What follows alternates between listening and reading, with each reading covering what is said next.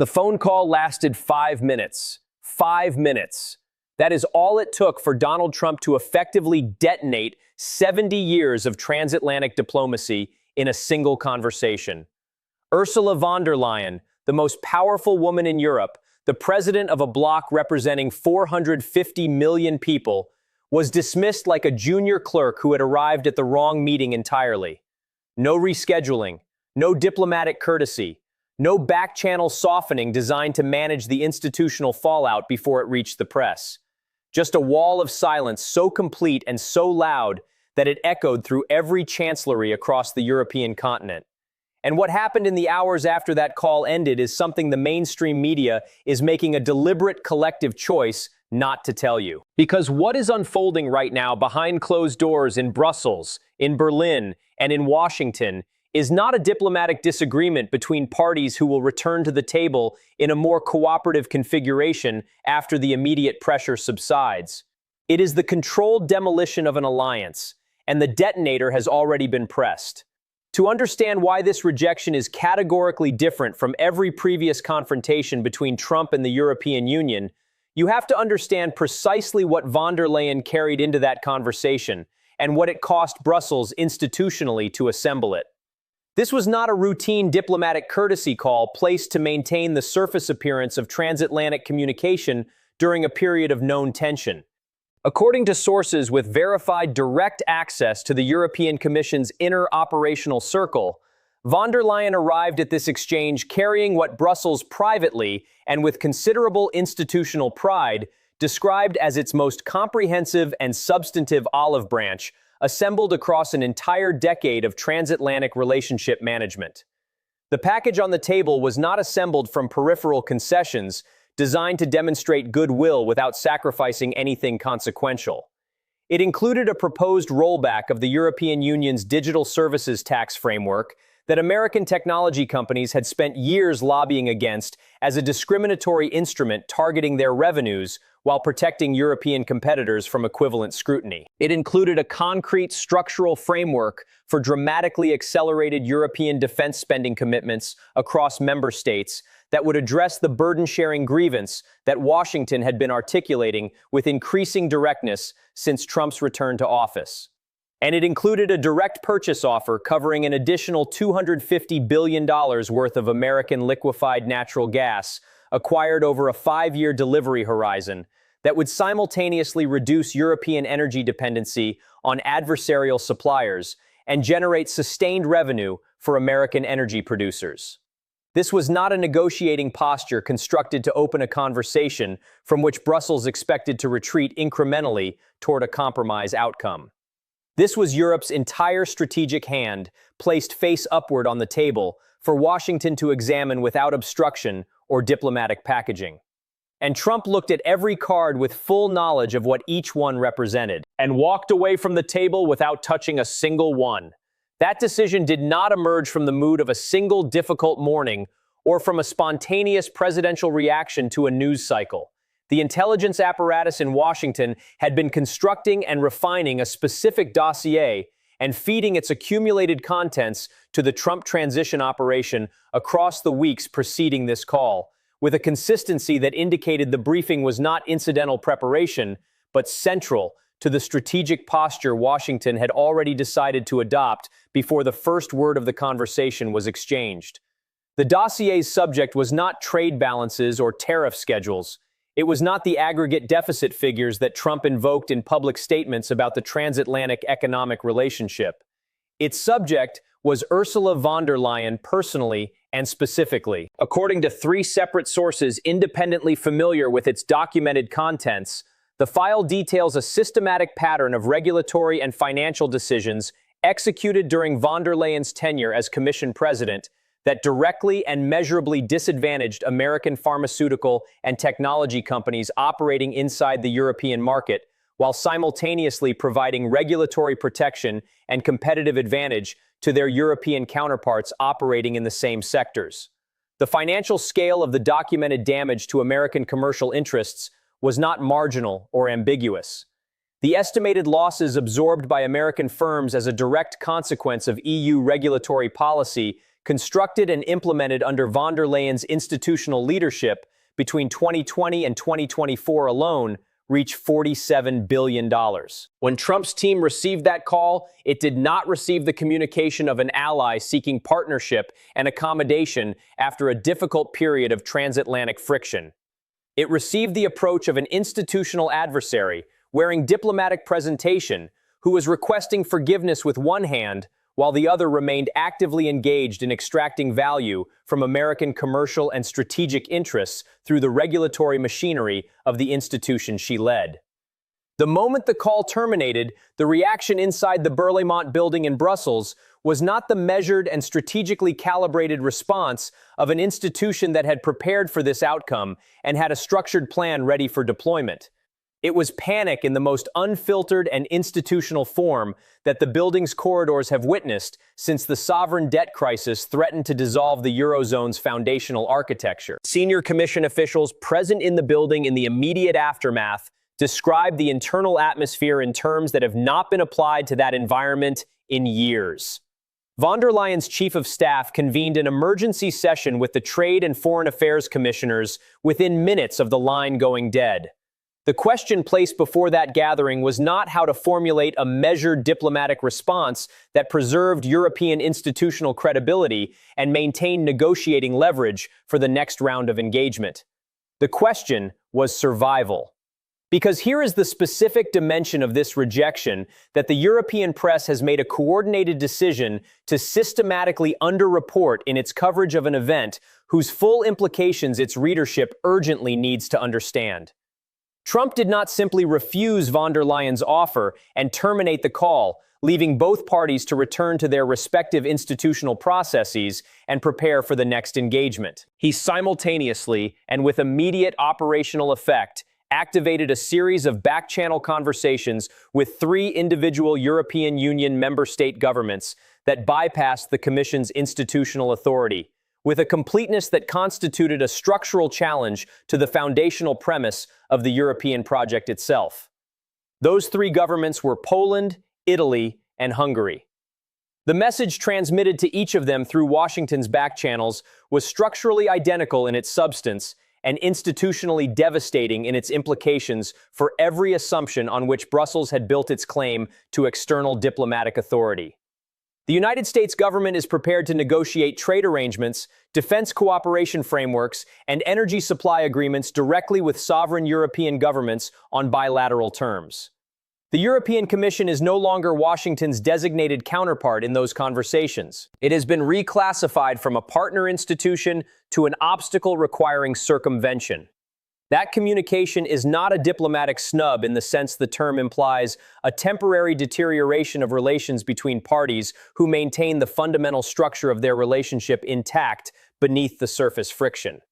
That is a strategic decapitation, executed with the precision of an administration that understood exactly what institutional consequence it was engineering before the back-channel messages were transmitted.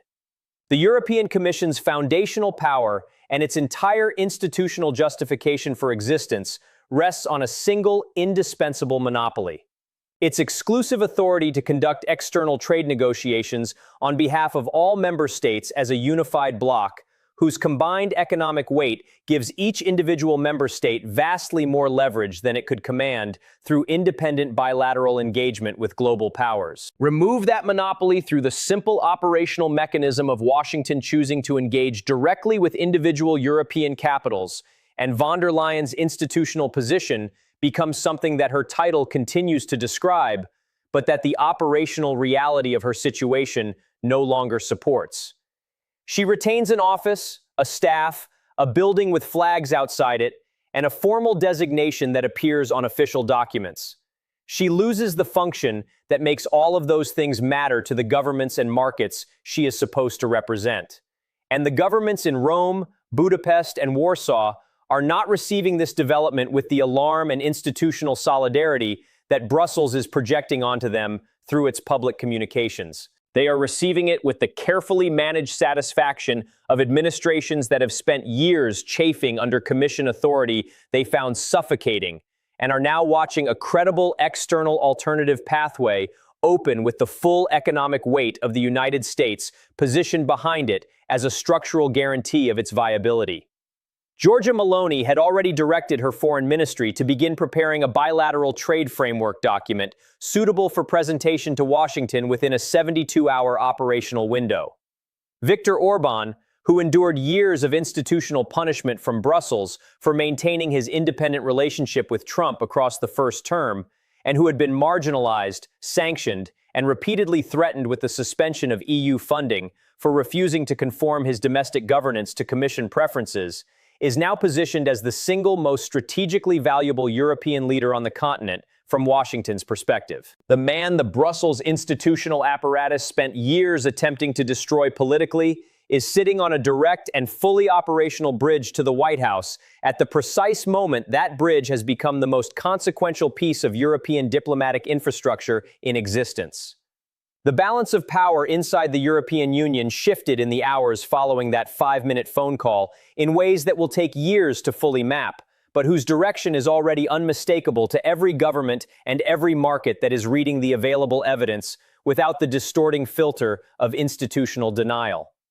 The financial markets communicated their structural assessment of what had occurred before the political class on either side of the Atlantic was prepared to articulate the implications publicly in language that acknowledged what the available evidence required them to acknowledge. Within 90 minutes of the news reaching trading floors that the call had concluded without agreement and without a scheduled follow-up engagement, the euro dropped to its lowest recorded position against the dollar across a 14-month trading window.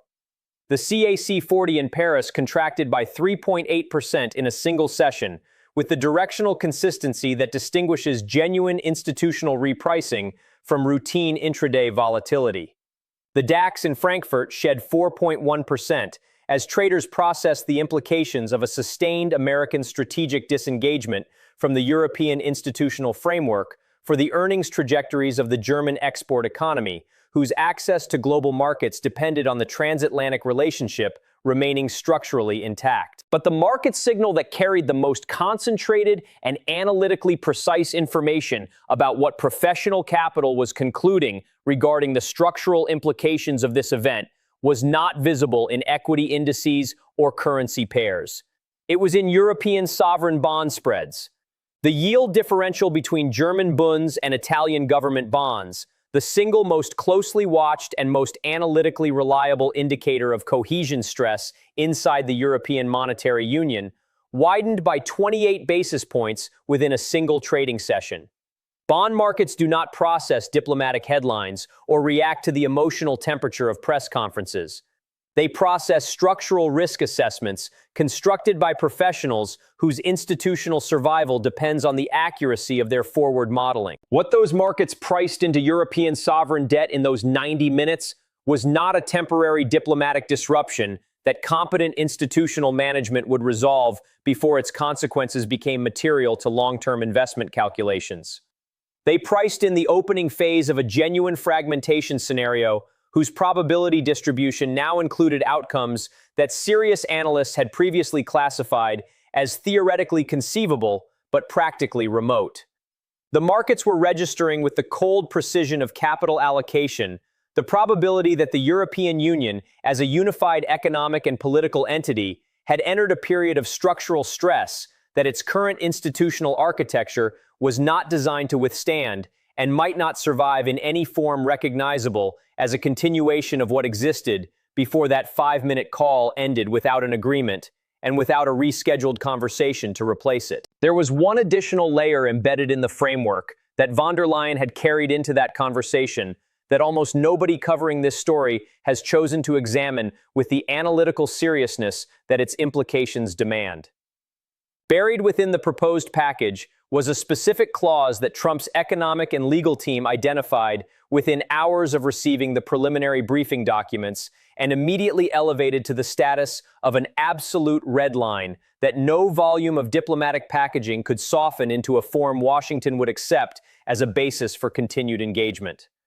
The clause concerned digital currency coordination between the transatlantic partners and specifically the operational provisions of the European Central Bank's digital euro project, currently advancing through its final technical preparation and regulatory authorization phase. Those provisions would grant the ECB the institutional authority to implement cross-border capital flow restrictions during periods formally designated as economic crisis conditions. Trump's economic advisors did not treat this as a technical monetary policy detail requiring careful bilateral harmonization over a reasonable diplomatic timeline.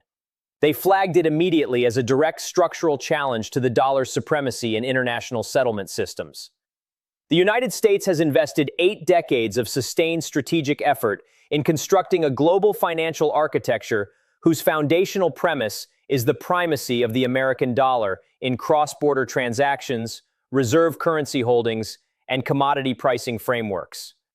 The digital euro deployed at meaningful scale with those capital control provisions fully operational represents the first serious and institutionally credible challenge to that primacy since the physical euro itself was introduced into circulation. Trump did not simply decline von der Leyen, the diplomat who arrived with an extensive olive branch and a substantial gas purchase commitment. He rejected the entire European project of constructing financial independence from American monetary dominance. And he communicated that rejection in 5 minutes, without offering a counterproposal, without scheduling a follow-up conversation, and without providing any indication that the door he had just closed was available to be reopened through subsequent diplomatic effort. Europe now has 30 days.